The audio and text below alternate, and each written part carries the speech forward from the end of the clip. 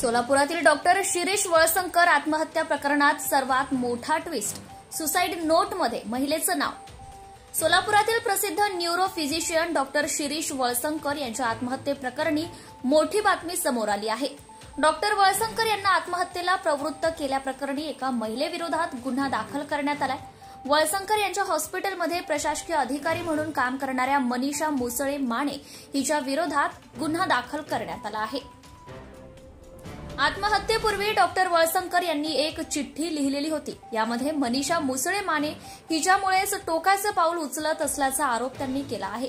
सूत्रांच्या माहितीनुसार शनिवारी रात्री 10च्या सुमारास पोलिसांनी या प्रकरणी गुन्हा दाखल केला असून रात्रीच न्यायालयाची परवानगी घेऊन आरोपी महिलेला अटक करण्यात आली आहे। या घटनेमुळे एकच खळबळ उडाली होती। कर्मचाऱ्यांकडून धमकी मिळाल्याने तणावाखाली असल्याची चर्चा।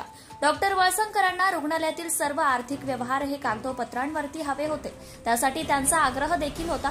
परंतु आजकाल रुग्णांकडून उपचाराची रक्कम कोणतीही नोंद न करता स्वीकारली जात होती। या संदर्भात त्यांनी आक्षेप नोंदवला होता, परंतु त्यांचं कोणीच ऐकत नव्हतं।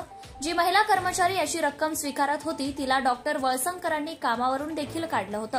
परंतु नंतर या महिला कर्मचाऱ्याने कामावरून काढल्यानंतर आत्महत्या करण्याची धमकी डॉक्टरांना दिली होती। तिच्या धमकीवरून डॉक्टरांना पोलिसात तक्रार दाखल करण्याचा सल्ला दिला होता, मात्र डॉक्टरांना ते मान्य नव्हते। या प्रकरणामुळे देखील डॉक्टर तणावाखाली गेल्याचं आणि त्यांनी असं टोकाचं पाऊल उचलल्याचीही चर्चा सुरू आहे। Subscribe now and press the bell icon. Never miss an update.